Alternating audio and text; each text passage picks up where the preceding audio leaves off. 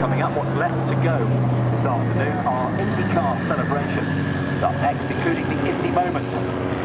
We'll have a separate PA commentary down there involving all the pomp and ceremony of the World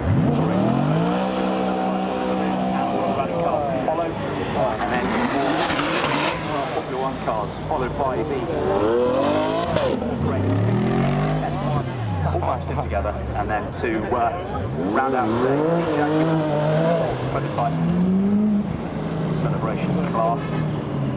Dozens of fantastic long distance races from all the great manufacturers who every year flock to the Festival of Speed to try and offload a little bit of history in our direction. A bit of a queue on the hill. The biggest supercar entry in festival history without doubt. Really great success.